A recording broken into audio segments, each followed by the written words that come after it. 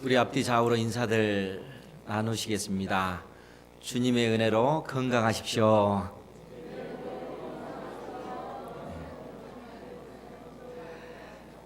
하나님의 은혜로 건강하시기 바랍니다.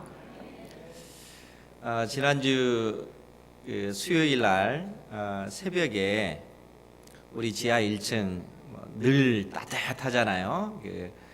우리 박용현 장로님이 관리를 잘 해주셔가지고 새벽 예배 드릴 때 아주 따뜻하게 지내는데 수요일 날 새벽에 지하에 배관 파이프 연결된 그 부위가 터져가지고 물이 막 흘러내린 겁니다. 그런데 늘상 우리 연세 드신 권사님들이 새벽 한 4시쯤이면 나오셔가지고 예배 드릴 수 있는 모든 그런 준비를 분위기를 다 갖춰놓고 계시는데 그날도 또 그렇게 물이 터져서 바닥에 이제 물이 흘러가면은 이 연세 드신 권사님들 어떻게 하시겠어요?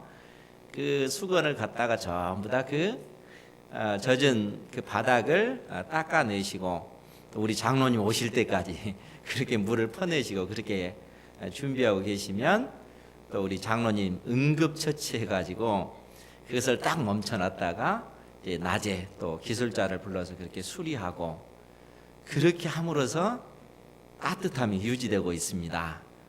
이 대부분 우리가 잘 모르는 사실이잖아요. 그런데 알고 보면 보이지 않는 곳에서 그처럼 수고하고 또 헌신하고 하시는 그런 분들이 계시기 때문에 우리 은행교회가 든든하게 세워져 가는 줄 믿습니다. 하나님의 교회 또 주님께서 피값으로 세우신 교회가 이 땅 위에 세워져 가는 데 있어서는 어느 한두 사람의 그 영웅적 그 모습으로서 세워지는 것이 아니고 주님의 피값으로 세우신 그 교회는 반드시 구원받은 모든 백성들의 손길 하나하나가 스며들 때 그 교회가 든든히 세워져 가는 줄 믿습니다. 오늘 말씀을 보면 우리가 익히 잘 아는 예수님께서 12사도를 선택하시는 그러한 장면이 나옵니다. 그런데 예수님께서 어느 때에 이 12명의 제자를 사도로 그렇게 부르셨는가 하면 예수님의 공생의 2년째 약 5월에서 6월쯤 되는 그 시기에 예수님께서 12명을 불러내셔서 제자로 세우신 것입니다.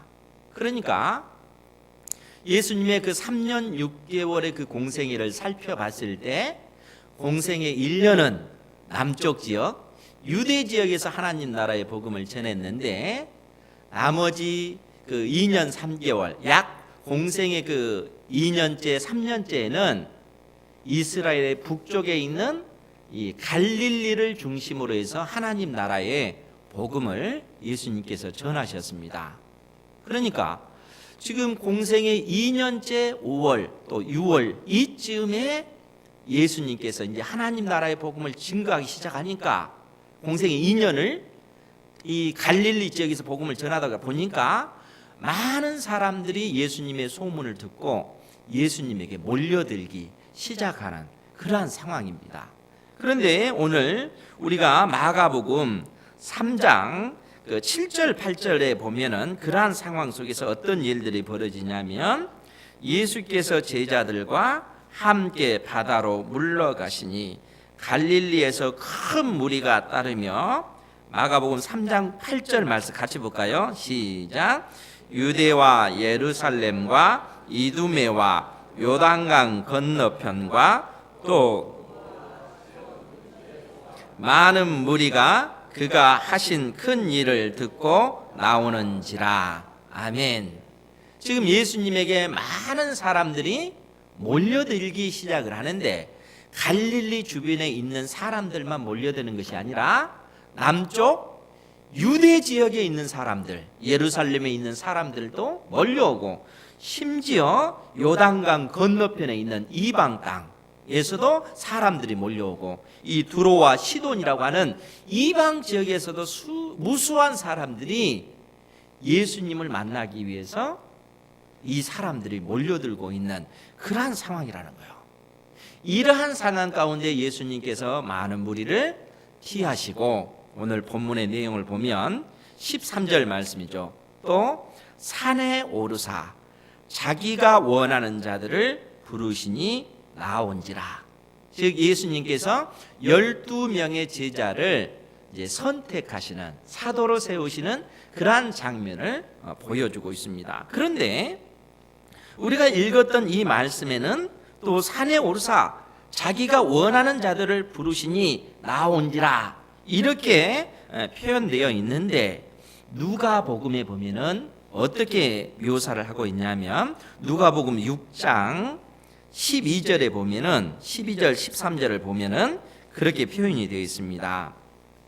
제가 봉독해 드릴게요.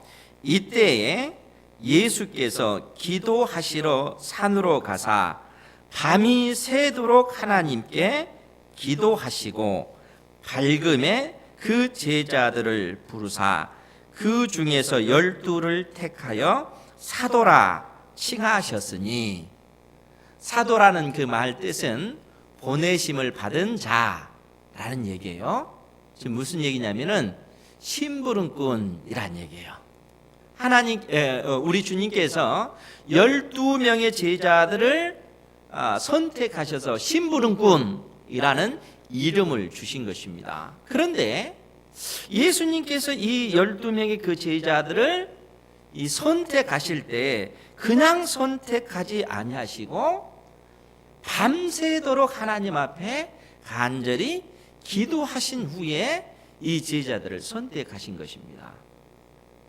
지금 예수님께서 이 산에 오르셔서 기도하는 이 모습이 사실 이 가버나움에 있는 한 산으로 그렇게 추정되어지는데, 이 가버나움 지역에 있는 한 산에 주님께서 오르셔서 밤새도록 하나님께 기도하시고 나서 이제 내려오셔서 동이 터오르니까, 즉 날이 밝고 태양이 떠오르지 않는 이때에 산 아래에 있는 제자들을 부르시는 것입니다. 그리고 그 중에서 12명을 사도로 그렇게 택하시는 그러한 모습이에요.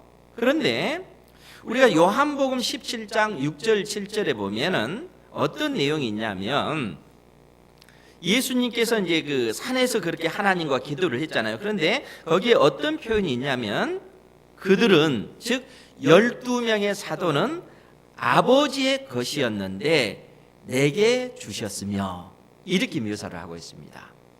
즉 이 말은 무슨 얘기냐면, 예수님께서 밤새도록 산에서 하나님과 영적 친밀한 그 교통을 하는 가운데 12명의 그 제자를 세우셨는데, 이 12명의 그 제자를 예수님의 마음대로 하신 것이 아니라 하나님과 긴밀한 영적 교제 가운데 그들은 아버지의 것이었는데 내게 아버지께서 주셨다라고 이야기를 하는 겁니다. 그 12명의 제자를 하나님 아버지께서 예수님에게 주신 것입니다. 왜요? 사명을 감당하도록 하기 위해서, 심부름꾼으로 세우시기 위해서. 그래서 예수님께서 이 12명을 이 심부름꾼으로 만드시기 위하여 어떤 말씀을 주시냐면 14절 이하예요. 마가복음 3장 14절 이하의 말씀을 보면, 이에 12를 세우셨으니 이는 자기와 함께 있게 하시고 또 보내사 전도도 하며 귀신을 쫓아내는 권능도 가지게 하려 하심이러라. 즉 이때부터 12명의 제자들을 선별하시고 이 12명은 예수님과 동고동락하면서 예수님이 누구신지, 정말 예수님이 하나님의 아들로서 어떠한 일을 행하시는지 그것을 예수님과 함께 있으면서 배우도록 하시고, 뿐만 아니라 그들이 전도도 할 뿐만 아니라 귀신을 내쫓는 권능을 가지게 하시기 위해서 주님께서 12명의 제자를 세우셨다는 거예요. 그리고 이때로부터 약 2년 동안 이 12명의 제자들은 예수님께서 십자가에 못 박혀 죽기까지 약 2년 동안 예수님을 따라다니면서 예수님에게 가르침을 받는 것이죠. 그런데 이러한 어떤 그 가르침을 이들이 받았다 할지라도 그 2년의 그 짧은 기간 동안 우리 주님에게 모든 것을 배운 것은 아니에요. 가장 중요한 문제가 있는데 그것이 뭐냐면 사도행전 1장에 그 내용이 표현되어 있습니다. 우리 그 부분 한번 보도록 할게요. 사도행전 1장 3절 말씀입니다. 사도행전 1장 3절 말씀 우리 같이 한번 합독하도록 하겠습니다. 시작.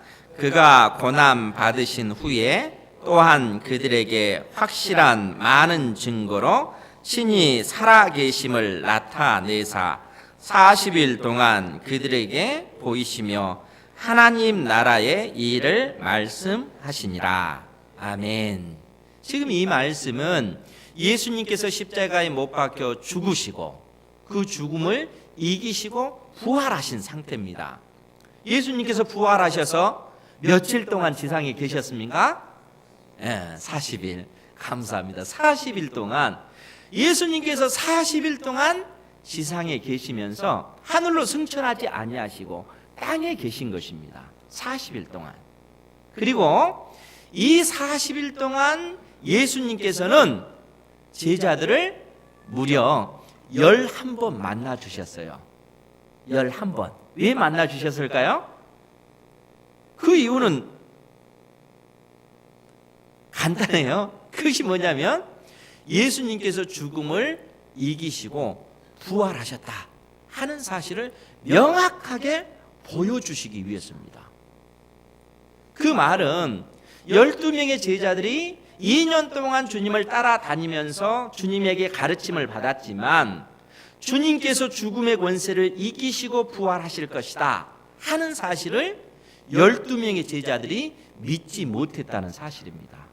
더더구나 예수님께서 십자가에 못 박혀 죽으시기 약 3개월에서 4개월 전부터는 주님께서 제자들에게 그런 가르침을 주셨어요. 내가 예루살렘에 올라가서 이 장로들과 대제사장들, 서기관들에게 핍박을 받다가 십자가에 못 박혀 죽을 것이다.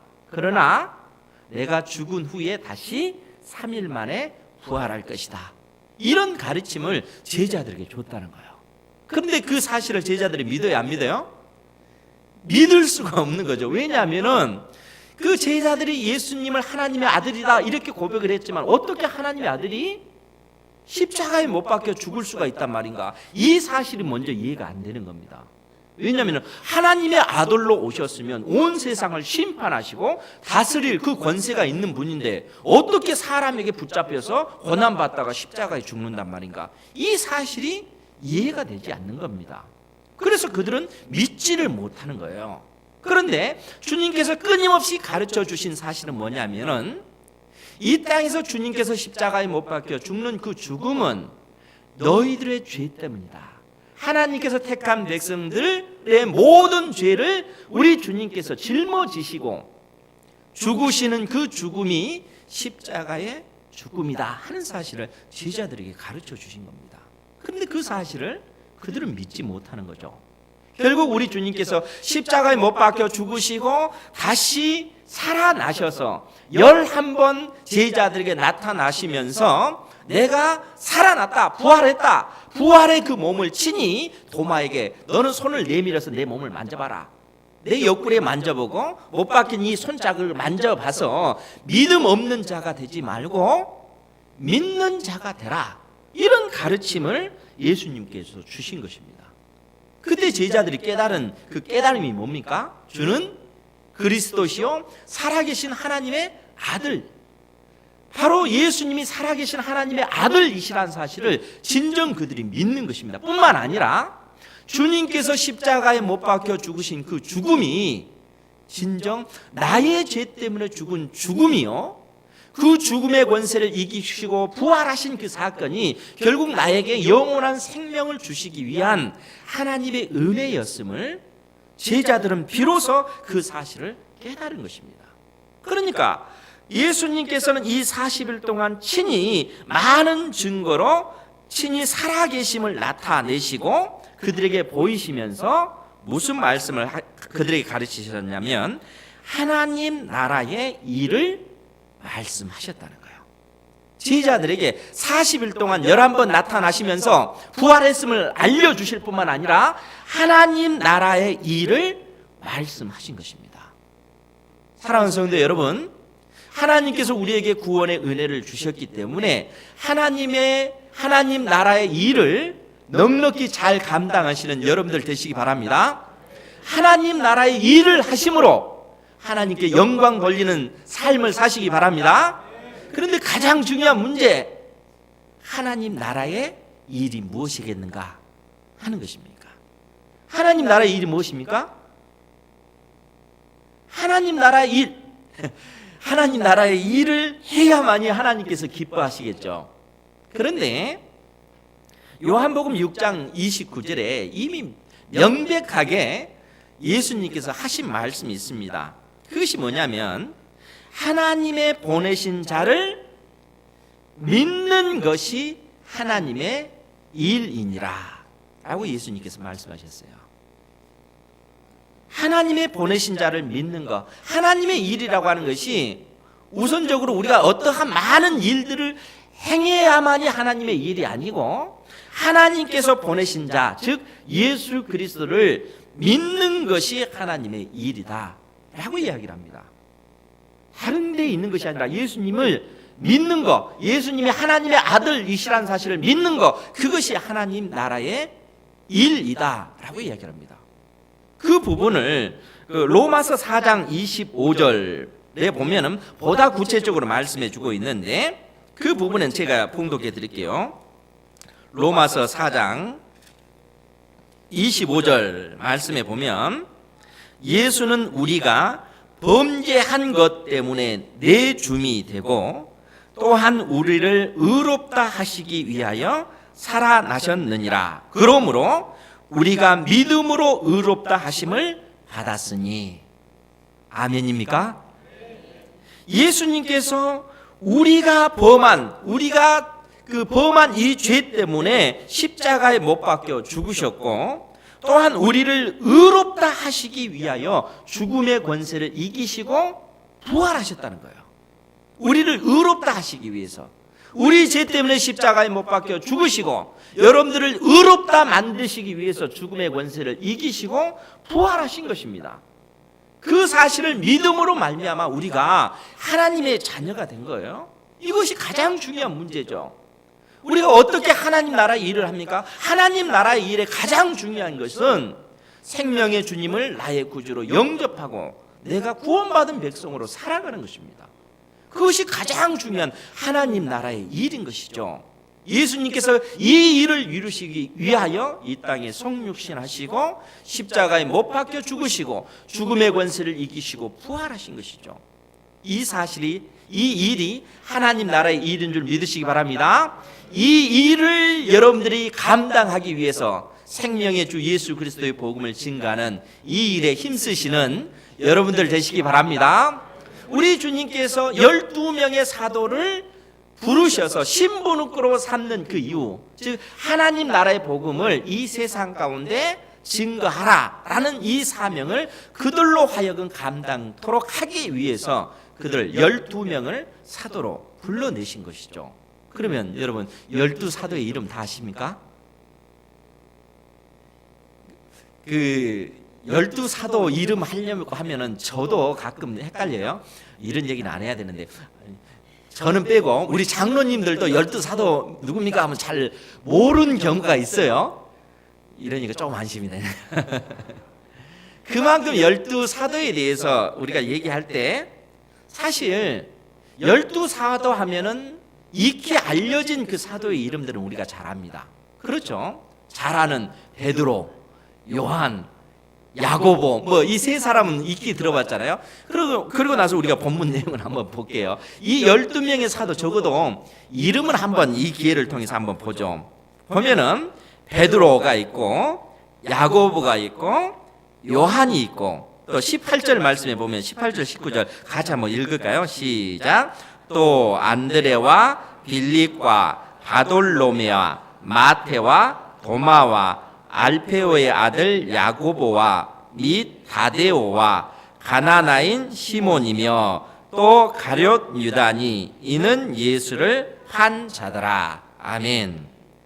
우리가 잘 아는 베드로, 야고보, 요한 외에도 이제 안드레, 그 베드로의 동생인 안드레가 있고 빌립과 바돌로메, 바돌로메는 나다나엘을 이야기합니다. 나다나엘, 그리고 마테와 도마, 또 알페오의 아들 야고보와 및 다데오, 다데오는 또 야고보의 아들 유다 이렇게 또 표현이 됐어요. 이제 그 다데오의 또 다른 이름이 유다라는 이름이에요. 그리고 가나나인 시몬이며 이 가나안인인데 이 여기에 오타가 난 것 같아요. 그래서 이 가나안이라고 하는 뜻은 가장 열성적인 히브리 말로는 그 뜻이에요. 이제 여기에 보면은 아람어에서 온 말로 열심당원이라는 뜻 있는데 가나안이라고 하는 히브리 말 뜻 자체가 가장 열성적인 그런 뜻이에요. 그래서 이 가나안 그 시몬이라고 하면은 열심당원 이렇게 일반적으로 일컬어지는데 사실 거기에 대한 명확한 근거는 없지만 어찌됐든 이 시몬이라고 하는 사람 그리고 마지막에는 가룟 유다 이렇게 해서 12명의 제자를 우리 주님께서 세우신 것입니다. 그런데 우리가 이제 이러한 어떤 12사도의 그 이름을 대할 때 하나님께서 이 12사도를 쓰시는 것을 보면 그 가운데 이제 이름이 유명하게 쓴 사람들이 있잖아요. 베드로, 야고보, 요한 같은 경우는 워낙 그 이름이 유명하지만 다른 제자들은 사실 그 기록이 많지 않습니다. 오히려 우리가 사도행전이나 이런 곳을 보면은 오히려 사도 바울이 더 유명하고 또 바나바도 유명하고 또 스데반 집사도 유명하고 그렇잖아요. 그러니까 주님께서 세우신 12제자들 거의 이름이 잘 알려지지 않는 이 제자들보다 오히려 다른 어떤 12사도가 아니었지만 더 이름 있는 사람들이 많다는 거예요. 그러면 여러분 주님께서 세우신 이 12제자들 이름 있는 그 사도들 외에 다른 사도들은 열심히 그 사역을 감당하지 못했을까요? 어땠을 것 같아요? 물론 가룟 유다는 예수님을 배반한 사람이니까 그 사람 빼고 그런데 그 외에 사도행전 1장을 보면 가룟 유다를 대신하여 누구를 세워요? 마띠아가 12제자의 한 명으로 그렇게 들어서게 됩니다. 그러니까 우리가 그러한 어떤 그 모습들을 보면 그 이름 있는 그 열심히 사역한 그 사람들 외에 기록이 남지 않는 이 사람들은 그러면 열심히 사역하지 않는 것인가를 생각해 놓고 보면은 그렇지 않다는 거예요. 실상 이 사람들도 나머지 이름 없는 이 사도들도 실상 하나님께서 그들에게 주신 그 사명을 감당하기 위하여 그들의 전 생애를 드리고 에너지를 쏟아붓고 심지어 순교를 당하면서까지 그 사명을 다 감당한 것입니다. 그런데 어떻게 해서 그 사람들의 이름이 그 성경에 그렇게 많이 등장하지 않을까요? 그 사람들이 한 그 일들이 단지 드러나지 않았을 뿐이지 하나님께서 그들을 통하여 이 세상 가운데 하나님 나라의 복음이 증거되는 데 있어서 힘있고 능력있게 그 이 사명을 감당케 해주셨다는 거예요. 그래서 우리가 에베소서 2장 20절 보면 사도 바울이 뭐라고 이야기를 했냐면 너희는 즉 예수님을 믿는 하나님의 백성들 교회를 향해서 너희는 사도들과 선지자들의 터 위에 세우심을 입은 자라 라고 해서 이 교회가 어떻게 세워졌냐, 교회의 기초는 바로 사도들의 터 위에 세워진 것이다 라고 이야기를 하는 거예요. 여기서 사도들은 12사도를 이야기하는 거예요. 유명한 베드로, 야고보, 요한 이 사람들의 이름만 있는 것이 아니라 12사도의 모든 이름이 다 이 속에 포함되어져 있습니다. 그것뿐입니까? 여러분 그 성경의 가장 마지막 책이 무슨 책이에요? 요한계시록이죠. 요한계시록 21장에 보면 어떤 장면이 나오냐면은 그 사도 요한이 환상을 보는 거예요. 새 하늘과 새 땅이 이루어지는. 그러니까 이 어떤 세상이 아니라 그야말로 이제 하나님의 나라가 완성되는 그 환상을 보는데 새 하늘과 새 땅이 이루어지는데 하늘로부터 새 예루살렘 성이 내려오는 장면을 보는 거예요. 환상 가운데 보는 거예요. 진짜가 아니고 새 예루살렘 성이 보이는 겁니다. 그러니까 성 모양도 그려놨는데 성 모양이 정사각형이에요. 정사각형인데 한 면에 문이 3개씩 있어요. 총 몇 개겠어요? 그러면 12개죠. 그런데 그 각 문마다 누구의 이름이 써졌냐면 12지파의 이름이 새겨져 있어요. 그리고 그 예루살렘 성곽이라고 하는 것은 예루살렘 성이 있으면 이 성을 보호하기 위해서 성벽을 쌓잖아요. 그 바깥에 있는 이 성벽을 성곽이라고 하는데 이 성곽의 기초가 12개가 있는데 그 기초가 누구의 이름이겠어요? 12제자의 12사도의 이름이 그 성곽의 그 기초 석을 이루고 있는 거예요. 지금 무슨 얘기입니까? 예수님께서 선택하신 이 12사도가 그들에게 주신 그 사명을 넉넉히 감당했음을 보여주고 있는 거예요. 상징적으로. 그리고 그들의 터 위에 이 땅에 주님께서 피 흘려 사신 주님의 교회가 그들의 헌신과 그들의 수고를 통해서 세워졌다 하는 사실을 보여주고 있는 것입니다. 결국 우리가 예수님을 믿는다는 것, 또 주의 몸된 교회를 이루어 간다는 데 있어서 우리가 어떻게 주의 몸된 교회를 위해서 헌신하고 수고하고 그 사명을 감당할 것인가? 물론 어떤 교회의 어떤 목사님이나 또 장로님들, 권사님들은 이게 또 그 어떤 위치가 있기 때문에 어떤 일들을 할 때는 눈에 보이잖아요. 그죠? 그런데 실상 교회가 세워지는 데 있어서 그러한 분들의 헌신과 수고로만 세워지는 것이 아니라 보이지 않는 곳에 우리가 알지 못하는 가운데 숨어서 하는 그 일들을 통해서 주님의 교회가 세워진다는 것입니다. 이러한 헌신이 여러분들에게 있기를 주님의 이름으로 축복합니다.